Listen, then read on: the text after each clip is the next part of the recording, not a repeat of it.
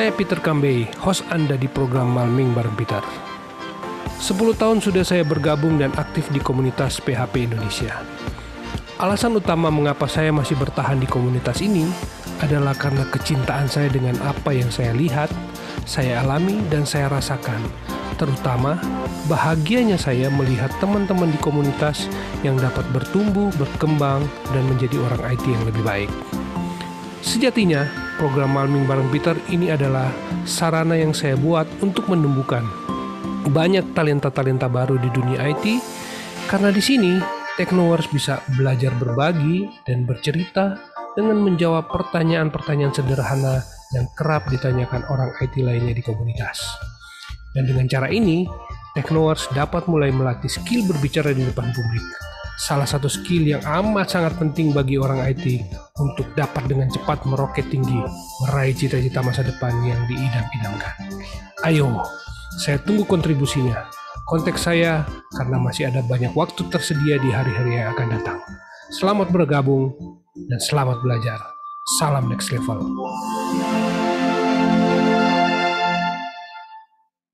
Selamat malam. Halo Om Rahmat. Panggilnya apa nih? Panggilnya Om Gusti, Om Rahmat. Hah? Om Gusti? Gusti. Oh, ya. Panggilnya Om Gusti ya. Gusti, Jawa apa Bali ki? Nah, salah semua. Sunda. Sunda. Jadi nama Gustinya bukan dari nama Bali atau dari nama Jawa. Biasa Gusti gitu. Ini dari bulan ya, nama bulan kelahirannya Agustus kan. Jadi pasti namanya Gusti. Oke. Ada hubungan sama Jawa, Bali sama sekali. Biasanya kalau Bali kan Ki Gusti. Ya, identiknya kan Gustinya Bali ya gitu ya. Rahmatnya sih kemungkinan Jawa gitu ya, tapi ya ternyata wong Sunda. Oke lah, Sunda. Gimana kabar Om Gusti? Sehat. Gimana kabar Om Peter? Sehat juga, semangat sih. Berarti sekarang lagi di rumah dong ya? Lagi di rumah, betul. Rumahnya di Sundanya? Jakarta Timur. Jakarta Timur? Jakarta. Iya. Berarti kerjanya di Jakarta juga dong? Ya, kerja di Jakarta juga, kantor di daerah Harmoni, tapi emang lagi full WFH sekarang sih. Iya, wah asik lah. Saya masih WFO nih, terkurung dengan kantor tradisional, tapi ya sudahlah. Income saya dari sana saya nggak bisa komplain, biarin aja lah. Yang penting ngerjain project-project ginian gitu, hobi gitu masih bisa disempet-sempet lah. Betul. Yang jangan sampai pekerjaan menutupi hobi ya. Ya, jadi saya bisa gitu, betul sekali. Oke, selamat datang member PHP Indonesia yang sudah gabung di malam minggu bareng Peter di edisi ke-15 malam hari ini. Malam hari ini kita bersama dengan Om Gusti Rahmat. Beliau adalah seorang project manager di Tata Kelola. Saya juga belum terlalu tahu. Tapi pada malam hari Tata Sekolah. Oke. Ya. Malam hari ini kita akan jawab 3 pertanyaan. Ini adalah apa perbedaan product manager dengan project manager. Yang kedua adalah gimana sih cara shifting karir dari software developer ke project manager dan jenjang karir ke depannya. Yang ketiga adalah gimana sih cara untuk memprioritaskan tugas yang akan diberikan. Seperti biasa, saya akan meminta juga teman-teman untuk berpartisipasi untuk nanya. Karena kalau cuma 3 pertanyaan, 10 menit juga udah selesai. Nah, kalau teman-teman bisa berpartisipasi kan diskusi kita akan jadi lebih enak, lebih panjang. Feel free aja nanya apa aja yang terkait dengan ini. Mungkin teman-teman juga punya cita-cita pingin kelak jadi project manager. Ya, bisa belajar dari Om Gusti Rahmat.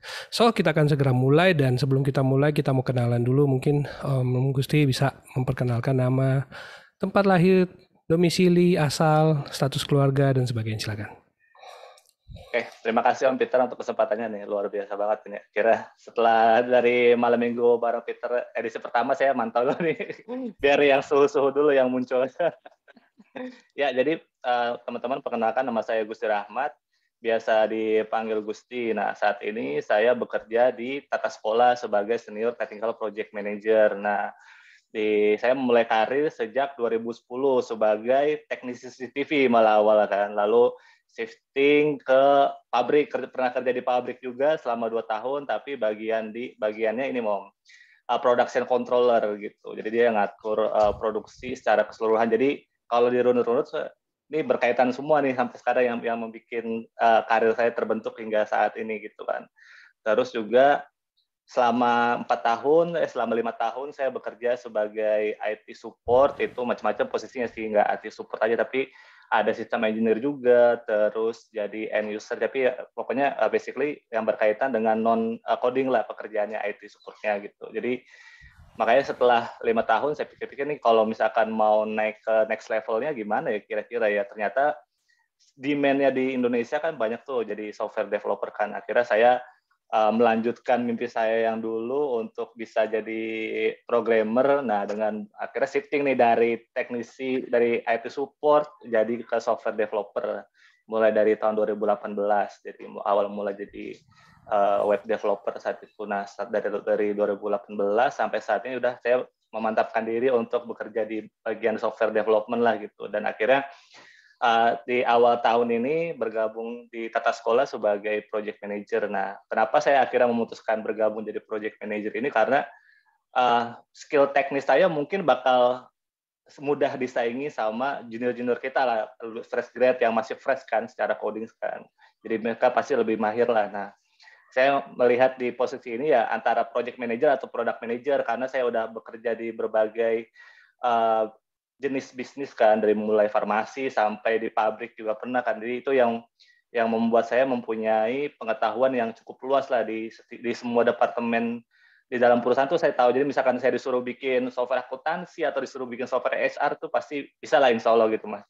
Jadi akhirnya memantapkan diri di project manager aja lah, dan kebetulan interest saya dengan perusahaan ini sama-sama di bidang pendidikan. Nah, akhirnya saya memutuskan untuk pindah bekerja di Tata Sekolah ini. Tata Sekolah ini juga bagi anak perusahaan dari fintech ya Mas. Wow, saya suka nih ke perjalanan karir kayak gini karena sedikit banyak itu kurang lebih sama kayak saya juga. Zaman dulu juga saya sebenarnya sudah dari programmer, terus masuk networking, terus masuk PABX. Saya merasa kayak udah pergi kemana-mana nih, udah menghilang entah kemana. Tapi ternyata ya karir akhirnya harus membawa saya ke satu tempat di mana semua ilmu-ilmu di kantor saya sebelumnya akhirnya ngumpul di kantor yang baru ini. Nah, Kayaknya saya merasa betul bahwa betul. wah asik nih. Berarti Om Gusti juga sebenarnya punya pemahaman tentang software development. Di sisi lain karena punya pengalaman project managerial, berarti juga akhirnya itu di-combine ya? Betul. Jadi benar-benar kepake banget nih pengetahuan saya. Jadi nggak cuma technical skill-nya aja, tapi technical wise-nya udah terbentuk seperti itu sih jadinya. Jadi ya Wow. benar-benar bisa ngasih ngasih sudut pandang yang berbeda dibanding kayak dibanding teman-teman developer gitu. Jadi ya alhamdulillah sih yang itu yang membentuk karir saya seperti ini sekarang gitu. Oke. Saya suka dengar cerita banyak di luaran, banyak sekali ada beberapa perusahaan yang project manajernya kurang ngerti programmer dan dia tidak pernah memahami orang-orang engineer yang ada di bawahnya. Jadi dia main hajar aja. Pokoknya nggak peduli. Deadline segini. Itu yang saya dengar. Berarti ini Betul benefit betul buat betul. buat Om Gusti. Punya Pok jadi bisa ngeri kalau kamu ini terlalu panjang Ya. nih bikin timelinenya mundur-mundur lagi. Jadi bisa ada Iya. nego-nego gitu. Masa 3 bulan sebulan aja. Emang saya nggak ngerti. Iya iya. Jadi Atau punya punya empati dari sisi developernya juga dan punya empati dari sisi manajemennya juga gitu kan. yes, Dari stakeholdernya yes. kan kita harus membalancekan itu kan. Iya, betul sekali. Makanya kita akan langsung masuk ke pertanyaan kita yang pertama. Pertanyaan pertama yang sering ditanya komunitas itu terkait pekerjaan project manager adalah apa perbedaan antara product manager dengan project manager? Ya, betul. Jadi project manager sama product manager banyak banyak ditanyakan nih perbedaannya gitu kan. Dari apa sih bedanya gitu. Padahal kalau dilihat secara pekerjaan ya sama-sama ngurusi apa sama bikin software lah gitu ibaratnya kan. Cuman nyata dari sisi day to day-nya sehari-hari itu berbeda Om. Jadi kalau untuk project manager dia yang di manage itu adalah project-nya. Apa sih project itu? Jadi dari mulai task assignment-nya, penentuan siapa yang mengerjakan apa gitu dan kapan mengerjakannya kan sampai dengan nanti akhirnya project-nya rilis gitu. Sedangkan kalau product manager itu dia managing produknya. Produk ini bisa jadi jasa, bisa jadi barang. Jadi produk ini nggak terpaut hanya software aja gitu sih, tapi bisa juga lebih luas dalam bentuk lebih luas produk dan jasa yang pokoknya target marketnya ada yang mempunyai target marketnya gitu. Jadi ada usernya, ada user yang membeli produk kita atau yang menggunakan produk kita. Nah, produk ini bentuknya nggak hanya software atau nggak hanya jasa aja, tapi bisa jadi produk dalam bentuk barang gitu kan. Nah, terus dari sisi kedekatan antar divisinya, kalau project manager itu dia cenderung tiap hari dia ada di bawah departemen engineering nih kalau project manager. Sedangkan kalau si product manager ini secara struktur organisasi dia ada di bawahnya divisi komersil atau bisa jadi sales and marketing, bisa kayak gitu. Jadi kalau day to day-nya sehari-hari project manager ya kerjanya bareng sama si engineer sama programmernya. Sedangkan kalau produk sehari-hari lebih dekat ke usernya, lebih dekat ke sales, lebih dekat ke marketingnya gitu. Karena kan si product manager ini dia harus tahu apa sih yang dibutuhkan sama customer. Sedangkan kalau si project manager dia harus tahu apa sih yang dibutuhkan sama tim produk, sama si komersil ini untuk jadi jembatan nih antara si departemen IT-nya, departemen engineering dengan departemen produk kayak gitu. Jadi jadi jembatan komunikasinya gitu yang menghubungkan antara kebutuhan produknya dengan apa yang mau dibikinnya gitu. Nah, sedangkan kalau dalam tanggung jawab jadinya kalau si product manager ini dia bertanggung jawab untuk what dan why-nya. Jadi apa sih produk yang mau dibuat, terus kenapa kita harus membuat sebuah fitur ini, itu sisi dari produk. Sedangkan kalau si project manager, dia lebih responsible untuk how dan when-nya. Jadi kapan nih produknya ini bisa dirilis, bisa mulai dikerjakan. Terus sama how-nya, bagaimana sih requirement ini, produk ini bisa dikerjakan. Jadi makanya dari how ini kan kita harus bekerja lebih dekat dengan si programmernya kan, seperti itu sih untuk perbedaannya. Oke, kalau misalnya saya mau coba mau mendarat nih ya ceritanya dalam real world case gitu, use case, boleh gak kasih contoh misalnya product manager lagi ngerjain produk apa gitu, misalnya ya produk dummy juga nggak masalah, atau project manager sedang mengerjakan project dummy lah untuk sebagai contoh supaya mungkin teman-teman bisa lebih memahaminya. Silakan. Ya, jadi misalkan ya yang common case-nya adalah ini kan marketplace itu misalkan. Nah, si product manager ini nentuin nih.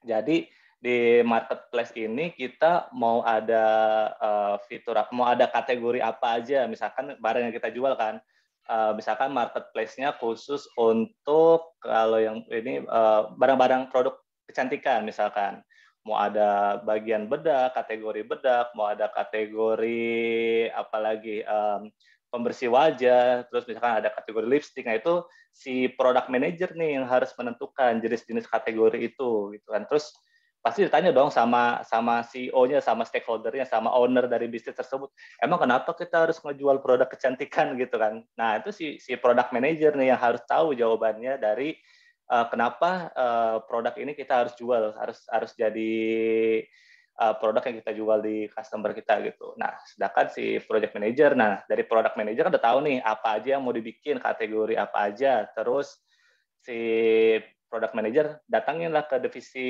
IT, ke divisi engineering-nya. Guys, gue mau bikin ini dong, mau nambahin mau bikin marketplace untuk produk kecantikan. Oke, produk kecantikannya apa aja? Ini kategorinya udah dapat nih dari si product manager kan. Oke, kalau udah dapet itu, terus ditanyalah sama si project manager, kapan mau launching-nya gitu. Pasti langsung ditanya tuh.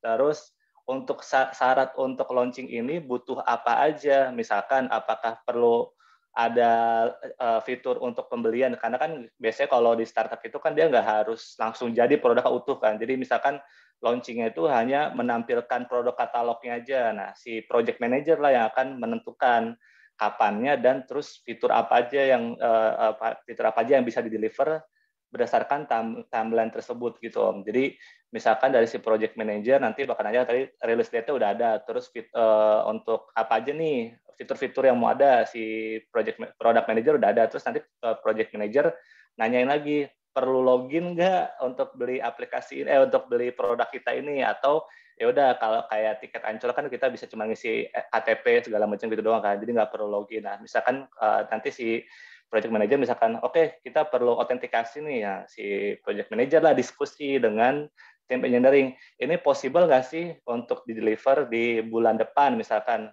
Terus dari project manager juga akan menentukan sama lead engineering-nya butuh berapa orang resource-nya yang akan mengerjakan ini gitu. Jadi dia yang akan menentukan, terus dia akan breakdown prosesnya. Jadi pecah proses dari satu marketplace utuh itu dia bakal pecahkan pekerjaannya ke beberapa tugas-tugas kecil, terus di-assign ke programmernya, terus timeline-nya berapa lama gitu sih. Jadi itu yang membedakan secara garis besarnya. Oh, oke. Ini ada pertanyaan menarik dari Arif Effendi Tritis. Oke, Ya. halo Mas Gusti. Mas, maaf tanya, berarti product manager itu harus tahu juga tentang strategi of sales? Yes, betul. Jadi nggak nice to know sih jatuhnya. Misalkan dia tahu, dia makanya saya bilang si product manager ini kan dia work closely dengan commercial team, which is ya commercial team harus ngasih tahu dong ke si product team ini strategi penjualannya apa aja sih, terus nanti si produk bakal menentukan, oh kira-kira dengan strategi promosi ini di website kita harus ada fitur apa aja, seperti itu sih. Oke, boleh nggak saya simpulkan bahwa product manager itu lebih terbatas ke pengetahuan produk dan gimana masarinya, sedangkan project manager itu mungkin dari penjelasan Om Gusti itu bisa berarti lebih lebar ya cakupannya? Bisa sama-sama memiliki pengetahuan yang sama sih, harusnya berimbang sih pengetahuan secara sisi bisnis dan sisi teknisnya. Cuman bedanya dalam kesehariannya ya sisi product manager lebih banyak ke urusan ke hal-hal bisnisnya lebih besar daripada urusan teknis. Ada juga sekarang nih saya mulai banyak lihat juga lowongan mengenai product manager yang berasal dari engineering team. Nah, itu berarti dari sisi perusahaan udah ngeliat nih, oh jadi nggak cuma tahu dari sisi bisnis aja, tapi perlu technical knowledge-nya juga gitu untuk product manager. Sebenarnya dari sisi product manager sama project manager menurut saya sih sama-sama harus punya pengetahuan yang cukup luas dari sisi bisnis maupun dari sisi teknis. Jadi bisa sama-sama ngasih sudut pandang jika diperlukan mereka gitu sih Om. Oh, menarik banget. Nah, wah teman-teman tuh, segera melamar jadi project manager atau product manager, asik ternyata. Betul. Kita masuk ke pertanyaan kedua. Asik kan ini Om. Jadi untuk product manager dan project manager ini ya no coding required gitu. Jadi kalau pakai No coding required. Waduh, iyalah. Berarti yang penting kamu ngerti logic bahwa dia bisa bikin kayak gini logic programming. betul. Wah, asik. Oke, ke pertanyaan kedua. Gimana sih cara shifting karir dari software developer ke project manager? Ini kan menarik nih. Orang teknikal terus tiba-tiba jadi orang sales nih. Nah, itu bagaimana?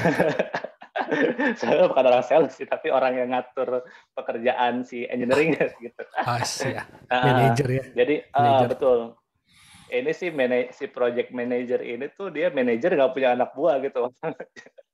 Jadi karena dia nggak punya anak buah ya akhirnya dia harus koordinasi kan. Kalau si project manager ini emang secara struktur kan dari saya bilang dia di bawahnya biasanya head of engineering atau bisa jadi VP of tech-nya secara struktur organisasi. Tapi itu kan secara struktur organisasi, tapi kalau secara matriks organisasi, jadi secara pekerjaannya gitu ya, nah dia itu sejajar dengan si lead engineering-nya atau lead developer misalkan gitu. Kenapa dibilang sejajar ya karena koordinasinya itu dari si project manager ke lead developer, jadi nggak boleh si project manager itu langsung ngasih assignment ke developer langsung gitu. Nah ini itu karena apa? Bakal ngerusak rantai komandonya dari sisi developernya, departemen developernya kan, mereka bakal ngerusak nih karena overlap dong pekerjaannya. Nah makanya saya bilang nih manajer tanpa anak buah ya karena langsung koordinasi dengan si engineer dengan si lead-nya. Nah dari situ si project manager dia bakal punya tas-tasnya apa aja yang harus dikerjakan. Nanti si lead developernya ini akan tentukan apa aja siapa yang akan mengerjakan itu. Nanti kan si project manager yang akan mengkomunikasikan ke produk atau ke stakeholdernya. Ini dengan project ini deadline segini itu siapa aja yang akan mengerjakan gitu sih Om. Nah, gimana sih kalau ditanya suruh kita mau shifting nih? Kenapa saya pengen shifting tadi kan? Karena awalnya saya bilang ini untuk secara usia juga kan udah memasuki 30 tahun ini kan. Sedangkan fresh grad pasti banyak yang lebih jago dong untuk urusan teknis. Tapi saya punya skill lain nih. Jadi skill apa sih yang harus dipunya sama si project manager ini kalau sama si software developer kalau dia mau shifting. Yang pertama saya hafal yakin tuh yang pasti skill mengenai perencanaan dan pengorganisasian, planning and organizing. Dalam artian dari kita melihat requirement, misalkan tadi saya contohkan adalah marketplace. Dari saya dapat request itu saya mau bikin marketplace dong. Nah, itu saya udah bisa ngelihat nih dari marketplace ini bakal butuh fitur apa aja ya, terus bakal ada modul apa aja ya. Jadi dia udah punya bayangan nih, udah punya projection mengenai fitur-fitur yang akan dibuat. Nah, si project manager itu diharapkan mempunyai kemampuan untuk projection itu. Jadi nanti bisa tahu dia bisa bantu menentukan ke si lead developer ini sepertinya bisa dikerjakan fitur ini, bisa ditambahkan fitur ini gitu sih. Nah, yang kedua terusnya adalah managing task-nya. Jadi kan si developer ini basically kan dalam tanda kutip orang yang males kan. Jadi itu dia males ngomong satu, yang kedua tuh males nulis. Nah, sedangkan si project manager males nulisnya dalam artian gini ya, nulis dokumentasi codingnya misalkan atau sesimpel ngasih komen deh di baris code-nya itu misalkan ini fungsinya tentang apa. Nah sedangkan si project manager ini diharapkan dia bisa berkomunikasi dengan baik dan juga dia bisa mengatur tugas-tugasnya dengan baik juga gitu sih Om. Jadi makanya nih saya dengan mengajukan diri mau jadi speaker malam juga latihan komunikasi juga karena kan setiap hari saya tugasnya komunikasi kan. Makanya dengan no coding skills required itu ya di trade off-nya dengan komunikasi dengan semua stakeholder yang terkait di project tersebut. Nah, yang pasti ya tuh skill komunikasinya. Jadi si software developer ini diharapkan dia mampu mengkomunikasikan tugasnya, latihannya dengan dia mengkomunikasikan tugas sehari-hari deh. Misalkan kan kita pasti kalau di project manager ini bakal ngadain stand up kan, daily meeting gitu. Nah, di daily meeting ini dia bakal nanyain ke masing-masing developer, kemarin ngerjain apa, hari ini ngerjain apa, terus ada blocker nggak. Nah, si latihannya si software developer ya di situ latihan komunikasinya menurut saya. Jadi harus belajar terbuka juga, misalkan ada blocker kan ya dia mau nggak mau harus ngomong kan ini kayak tugas ini nggak bisa selesai hari ini deh, padahal disuruhnya hari ini. Nah itu dia harus bisa tuh jujur dan terbuka mengenai blockernya dia. Nah disitulah latihannya si software developer itu kalau dia mau shifting ke project manager gitu. Karena ya emang project manager ini lagi banyak juga kebutuhannya Om. Jadi nggak cuma software developer aja gitu. Boleh Terus nggak juga kalau saya ada simpulkan? kemampuan juga. Oke. Ada satu tambahan lagi. Jadi ada satu kemampuan juga yang diharapkan nih sama si software developer yang mau shifting, yaitu adalah mengenai budgeting gitu. Nah ini kan sebenarnya berbeda kan dari naluri alamiahnya si developer Software itu kan. developer. Tapi ya jadi ini skill non teknis yang harus dipelajari sih mengenai budgeting sama cost controlling gitu sih Om. Boleh nggak saya simpulkan bahwa kalau mereka yang mau berkarir sebagai project manager sebaiknya juga berasal dari software developer? Boleh banget, dan itu makanya saya bilang skill kebutuhannya udah mulai tinggi nih dan diharapkannya punya technical knowledge-nya itu gitu. Jadi makanya saya posisinya juga technical project manager, nggak cuma project manager, karena ada technicalnya itu yang saya punya gitu, yang dilihat oleh perusahaan seperti itu. Kalau menurut saya sih harus banget punya kemampuan teknis. Jadi kalau enggak ya gitu kayak seperti Om bilang tadi di awal, ini bakal nentuin timeline aja, pokoknya harus selesai. Tanpa melihat beban pekerjaannya. Sedangkan kan kalau si programmer ini kan dia ya kita dari project manager sebagai pelindung lah dalam tanda kutip oleh pelindung si developer ini oleh beban timeline dari tim produk atau dari tim dari tim bisnisnya lah. Kita yang ngejagain nih, oh ini nggak bisa nih kelar hari ini, sprint berikutnya gitu. Nah, oke. Jadi ini melit ke pertanyaan berikut nih. Jadi jenjang karir ini itu gimana nih kalau kayak gini kerjaannya? Kira-kira masa depannya ada nggak sih jadi project manager? Wah, masa depannya cerah banget, cerah banget. Nggak Seperti bisa apa ya, tuh? aman. Jadi untuk jenjang karir saya ada 3 kategori sih. Jadi untuk jenjang karir project manager ini Dia yang pertama secara tradisional project manager yang awalnya dari project manager terus naik dia nih jadi project director langsung. Jadi itu nanti balik lagi ke sisi perusahaannya lah, struktur organisasinya gitu. Terus juga bisa juga dia nanti dari tadi kan project manager, sebelum project manager ya bisa jadi VP of operations, bisa jadi tergantung dari sisi project manager ya, dia apakah project manajernya ini berkaitan dengan operations atau operasional perusahaan sehari-hari. Nah, ada juga yang dari project manager jadi COO, ujungnya bisa juga seperti itu Om. Gitu. Nah, itu yang penting setiap kenaikan jenjang karir itu ya diimbangi dengan pengetahuan dari sisi bisnisnya yang lebih diperkuat gitu. Terus juga kalau di Google itu mereka lebih unik. Itu mereka jenjang karir itu disebutnya program and portfolio management gitu Om. Jadi dari project manager dia ngerti kalau project manager ini ya satu orang dia mengerjakan satu project di satu waktu. Nah, dia ada naik nih jenjang karirnya ke program manager, disebutnya program manager, yaitu dia satu project manager bisa mengerjakan beberapa project sekaligus di multidivisi Om, seperti itu. Jadi nggak cuma departemen IT aja dia manage nih, kalau si program manager. Dia bisa juga manage ke DevOps, misalkan seperti itu. Dia bisa juga manage ke produknya juga. Jadi ada project manager di departemen produk gitu. Nah itu posisi next level dari program manager nih kalau saya dapat dari pembelajaran di Google ya. Terus ada juga nah dari program manager ini naik dia nih ke portfolio manager. Jadi posisinya tetap manager, cuman kalau si portfolio manager ini dia manage beberapa program-program tersebut. Jadi kebayang nggak yang satunya, yang awalnya dia cuma manage satu program, terus dia naik satu program di satu divisi gitu kan, terus dia naik ke program manager, dia mengerjakan beberapa project di beberapa divisi sampai naik ke portfolio manager, dia mengerjakan dia manage beberapa program di beberapa divisi tersebut gitu. Jadi dia yang awalnya manage project di portfolio manager ini dia akhirnya manage orang gitu. Jadi selevel dengan si project director itu atau dari VP of Operation, bisa juga kayak gitu sih Om, jenjang karirnya gitu. Nah, terus ada Wow. juga satu lagi yang tadi kan tradisional, terus dari program dan performance manager ada juga satu lagi yaitu agile.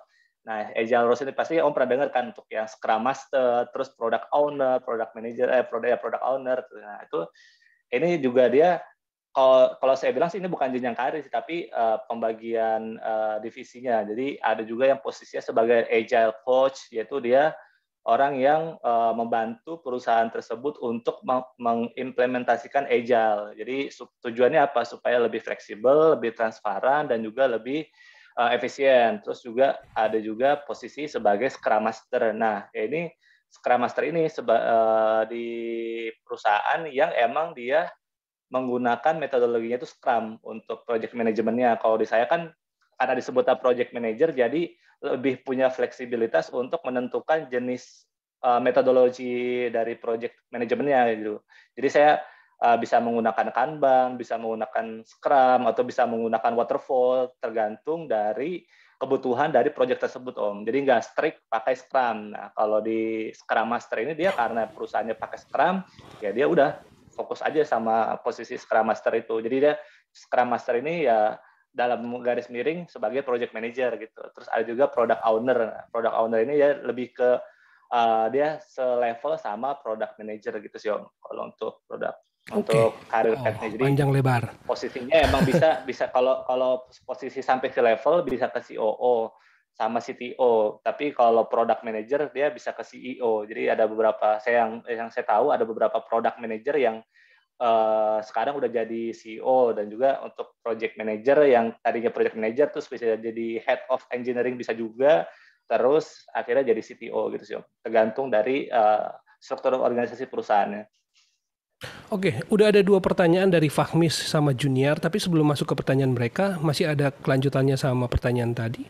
Gimana Ya, pendapat Om Gusti terhadap prospek project manager di Indonesia? Ya, terutama startup mungkin dan perusahaan-perusahaan non-tech lainnya, itu gimana menurut hmm, pandangan Om Gusti?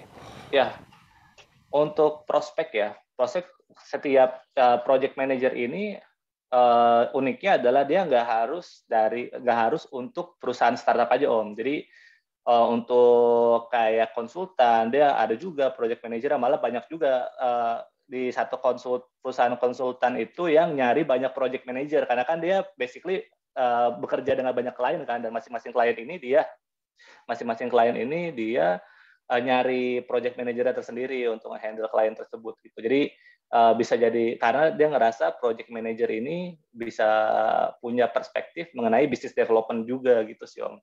Terus ada juga yang di korporat juga atau di software house lah. Kalau software house itu pasti ada kan untuk project manager. Terus untuk di BUMN atau BUMD ini pokoknya di perusahaan plat merah lah, itu dia karena basically untuk project management metodenya itu dia pakai waterfall kan, dan itu semua requirement dari software yang mau dibuat itu udah jelas. Nah itu banyak juga yang mulai nyari project manager gitu sih, karena emang project manager ini sebagai kaki tangan dari head of engineering itu buat ngebantu nih untuk deliver semua kebutuhan dari produk sesuai waktu dan sesuai dengan budgetnya gitu. Jadi bakal banyak dibutuhin dan akan selalu ada kebutuhannya untuk project manager ini. Jadi nggak usah khawatir buat teman-teman yang dari software developer. Jadi bisa aja misalkan karir di software developernya udah mentok nih dan mau jadi lead developer juga kayaknya nggak punya kemampuan leadership yang cukup baik juga nih, bisa juga kalau mau shifting gitu kan ke project manager gitu sih Om. Biasanya juga gajinya membaik ya. Iya. Nah, untuk salary dia bisa sejajar dengan si lead developer itu sih untuk untuk struktur upahnya gitu. I see. Oh, Karena itu punya teman-teman. kemampuan leadership, punya kemampuan organization, dan punya kemampuan komunikasi juga. Dan itu yang jarang dimiliki sama si developer kan, gitu. Oke, Makanya kalau mau sekarang pertanyaan silahkan tuh terakhir, belajar tapi itu. dua pertanyaan dari Fahmi. Enak nih buat Boleh, boleh. jaminan gua jadi project manager. Untuk jadi project manager dengan basic programmer perlu pengalaman berapa tahun kah?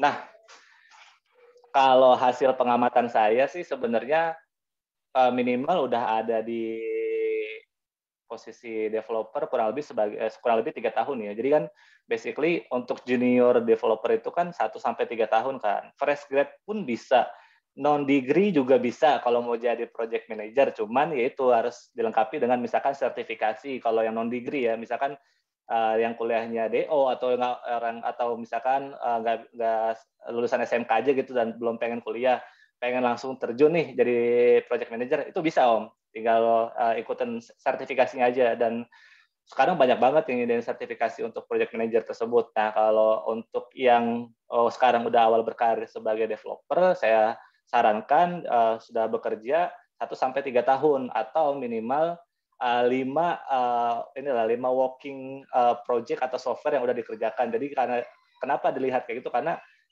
kita dari sisi rekruter itu bakal menganggap ini orang udah punya kemampuan udah punya technical knowledge edge-nya yang mumpuni untuk membantu si tim developer atau tim engineering ini untuk untuk membagi tugas di dalam sebuah proyek tersebut. Jadi 1 sampai 3 tahun cukup, udah bisa kalau mau shifting gitu. Dan kalau mau mulai dari mana, jangan mulai dari perusahaan baru. Jadi misalkan dari developer mau jadi project manager terus apply di perusahaan lain. Saran saya sih mending coba ajukan diri dulu ke perusahaan tempat kita bekerja saat ini. Ada nggak posisi kosong untuk project manager, atau misalkan belum ada, bisa nggak diadakan gitu kan. Sebenarnya kan semua masalah komunikasi aja kan, bisa diadain lah yang posisinya tadi nggak ada jadi ada gitu. Yang penting kan dari si perusahaan ini dia harus melihat ada nggak sih kebutuhan untuk si project manager ini di perusahaan tersebut. Nah, paling saya mau nambahin sedikit Om.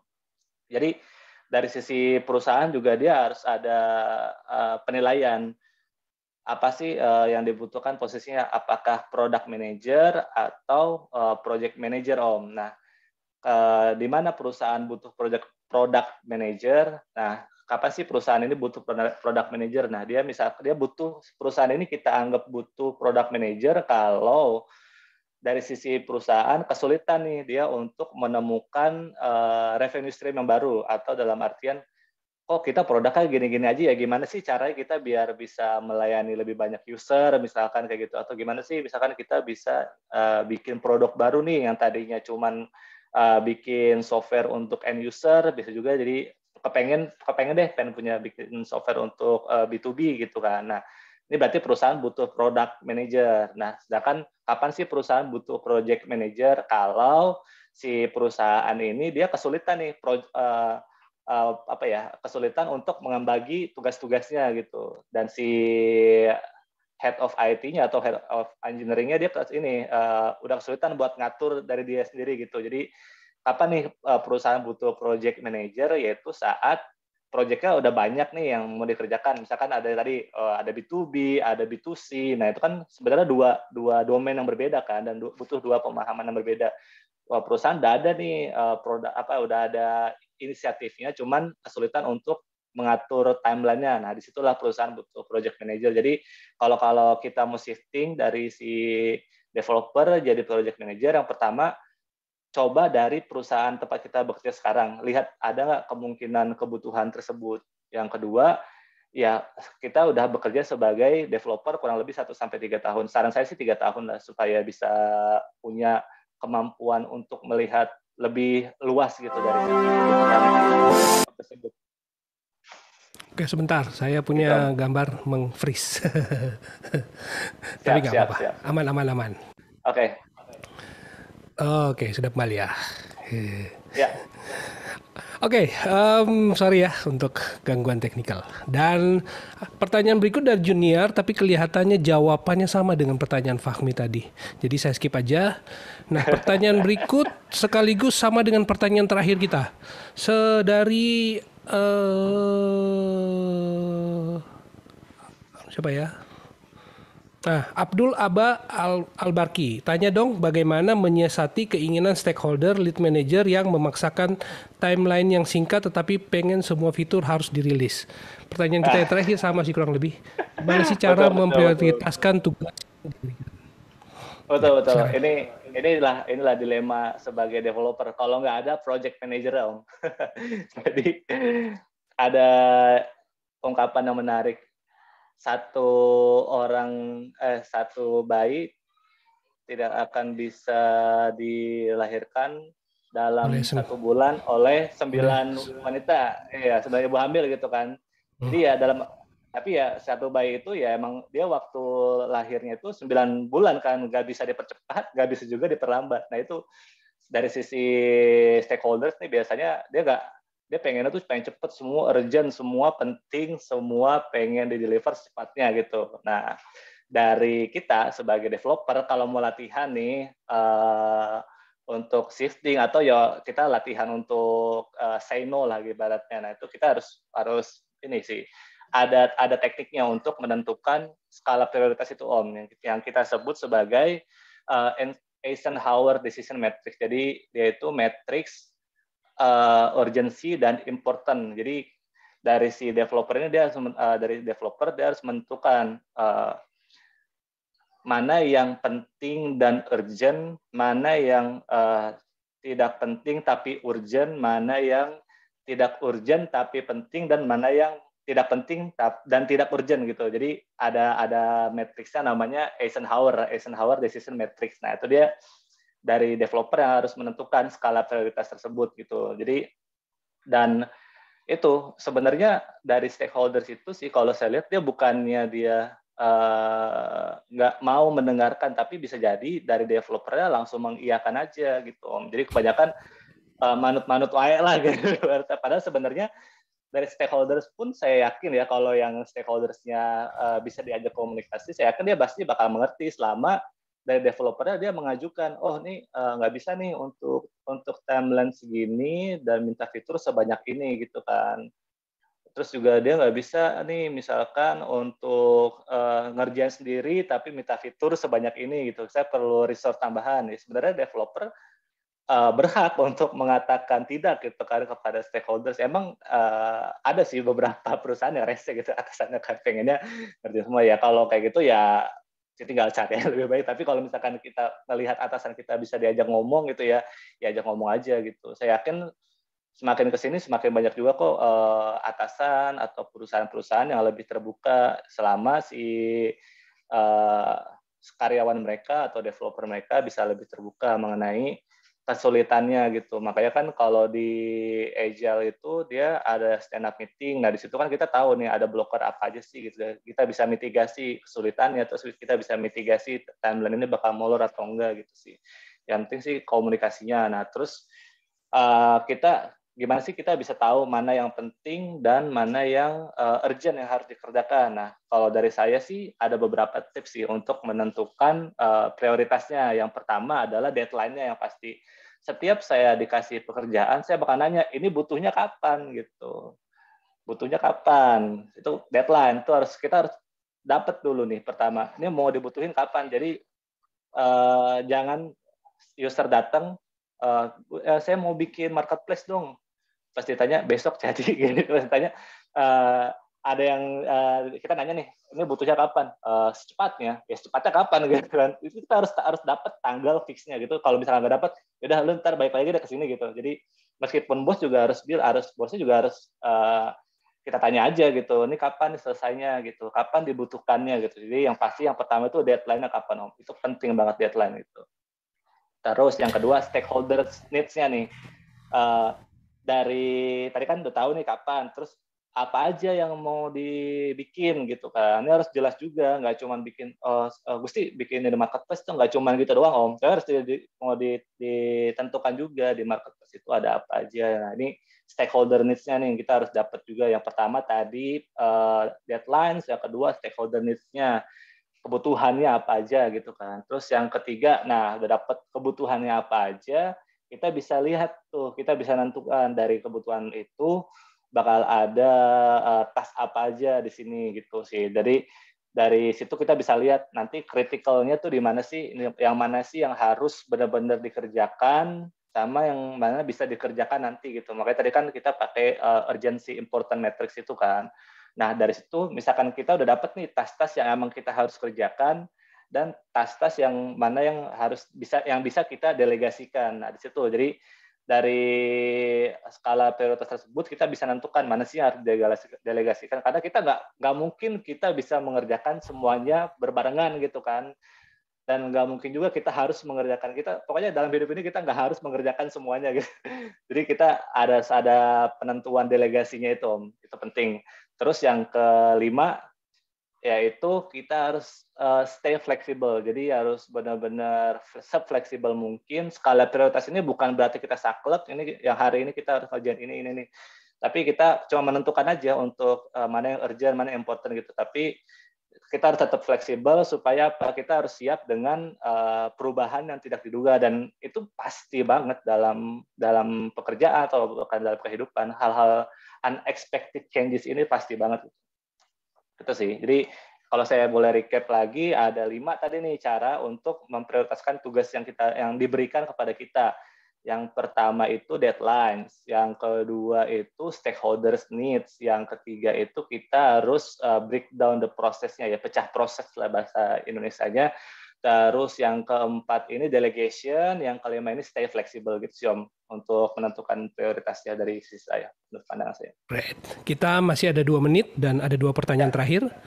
Sebagai project manager newbie, metode dari Abdul Aba Albarki. Sebagai project manager newbie, metode apa yang minimal harus dikuasai seperti SDLC, Agile, Waterfall, atau lainnya? Ya, pertanyaan menarik. Apa sih yang harus dikuasai? Nah, basically kalau yang tadinya si project manager, si software developer ini dia di perusahaan dia cuma software developer sendiri nih, gitu kan. Ada yang kayak gitu kan, Superman lah ibaratnya kita. Nah, itu biasanya kita lihat lagi dari jenis perusahaannya. Nah, kalau project metodologinya itu kan ada banyak tuh yang tadi disebutin kan, ada waterfall, ada agile. Nah, minimal harus menguasai 2 itu sih, waterfall sama agile itu. Nah, nanti dari agile itu kan ada scrum, ada kanban. Nah, itu yang paling common kita gunakan sih, nggak cuma di Indonesia tapi secara worldwide juga ya, secara di seluruh dunia pakai metode yang sama. Makanya project manager ini benar-benar terbuka banget kesempatannya, nggak cuma di Indonesia tapi ya kita bisa jadi pekerja remote juga di seluruh dunia gitu. Nah, untuk metodenya ya pasti tanyakan, yang pasti dibutuhkan adalah waterfall sama agile. Nah, paling nanti dari perusahaan kita lihat kapan sih perusahaan cocok untuk pakai waterfall. Yang waterfall ini kan berarti dia requirement-nya semuanya udah jelas di awal. Terus timeline-nya udah jelas mau kapan di launching. Terus tugas-tugasnya juga udah jelas lah apa yang mau dikerjakan. Nah, di sini project manager juga dia bertindak sebagai leader untuk menentukan siapa yang akan mengerjakan apa. Jadi di sini dia waterfall itu benar-benar udah enak lah ibaratnya. Nah, cuman perusahaan seperti apa sih yang cocok pakai waterfall? Nah, kalau saya lihat untuk perusahaannya yang paling gampang sih si perusahaan plat merah itu, Om. Terus atau kita bisa lihat juga dari produk yang kita bikin. Misalkan produknya itu ERP atau sistem informasi. Nah, kalau ERP ini kan basically sebenarnya udah jelas di perusahaan, misalkan perusahaan logistik deh. Perusahaan logistik kan ERP ya pasti bakal ada warehouse, ada WMS-nya juga, dan itu kan WMS udah common lah untuk bisnis prosesnya gitu kan. Jadi itu cocok pakai waterfall. Sedangkan kalau agile ini dia lebih ke perusahaan startup yang dimana kita masih nyari kan produk market fit-nya apa, terus meski kayak sekarang saya di tata sekolah itu kan emang udah jelas nih sistem manajemen keuangan sekolah. Cuma kan sistem manajemen keuangan sekolah ini bisa jadi tiap sekolah berbeda kebutuhannya kan. Bisa jangan kan sistem manajemen keuangannya, cara pendaftarannya pun pasti ada perbedaan kan. Nah, disitulah metode agile ini kita pakai supaya lebih fleksibel menghadapi perubahan yang tak terduga ini, baik dari sisi internal, dari sisi developer atau dari sisi produk, ataupun dari eksternal dari sisi customer-nya gitu sih, Om. Oke, Jadi ya mencerahkan agile sama waterfall. sekali. Ya, Luar biasa, mantap banget jawabannya. Ini pertanyaan terakhir sekaligus kita akan tutup. Terkait tentang ya, sertifikasi tadi, Bang, sertifikasi apa saja yang ya, dibutuhkan dan di mana kita mendapatkan sertifikasi tersebut? Terima kasih. Dari Arif Effendi Tritis. ya, betul. Jadi untuk sertifikasi itu ada yang sekarang lagi buka dari tahun lalu itu Google Certified Project Management. Itu ada di Coursera. Itu kita bisa juga ngajuin beasiswanya kalau emang dirasa per bulannya cukup memberatkan gitu. Bisa juga ngajuin beasiswa biar gratis, Om gitu. Terus selebihnya ada juga Certified Associate Project Manager CAPM, itu saya kurang tahu dari mana ini ya, penerbitnya. Tapi yang pasti yang udah jelas sih si Google di Coursera ada banyak sertifikasi untuk project manager itu sih, Om. Yang penting sih sebenarnya untuk Oke. project manager selain sertifikasi ini ya benar-benar pemahaman kita secara utuh sih gitu mengenai project management tersebut. Gitu. Oke, pertanyaan dari Arif sekaligus jadi pertanyaan terakhir kita hari ini karena waktu sudah selesai. Boleh. Kita akan masuk ke bagian ketiga dan Om Gusti mungkin ada semacam kesimpulan dari topik kita hari ini untuk menyimpulkan tentang project Ya. management. Tentu kalau juga mau Ya. cerita sedikit tentang tata sekolah juga silakan boleh, silakan. Oke. Nah, kesimpulannya, kesimpulan. Jadi, teman-teman yang mau mulai berkarir sebagai project manager, meskipun awalnya bukan developer atau dari developer itu ada 5 skill yang harus dikuasain. Yang pertama adalah leadership. Ini kita perlu leadership ini, dan leadership ini juga nggak harus jadi supervisor dulu, nggak harus jadi atasan dulu untuk bisa punya skill leadership ini. Kita bisa pelajari by the time kita bekerja dengan orang, nanti ikut komunitas juga kayak gini kita bisa belajar leadership juga. Terus skill yang kedua itu komunikasi, ini penting banget buat project manager karena sehari-hari kita tuh ngobrol, sehari-hari tuh meeting dengan berbagai macam stakeholders cross divisi, bisa juga meeting dengan C-level juga, dan skill komunikasi ini sangat penting. Terus juga skill organisasi ini supaya kita bisa bekerja sama dengan baik dengan semua orang. Terus skill yang keempat, flexibility, kita harus benar-benar fleksibel sama setiap perubahan yang terjadi. Terus juga nggak harus strict banget, ini harus selesai hari ini. Kalau emang ternyata nggak bisa diselesaikan, ya kita tinggal bilang, berarti sebenarnya kan gitu komunikasinya. Terus yang kelima nih skill, people skill. Kenapa saya sebut people skills? Karena kita perlu pemahaman untuk mempunyai empati yang tinggi terhadap orang lain, entah itu dari developer atau dari sisi produk. Kita harus punya people skills ini, punya empati terhadap orang lain gitu sih Om.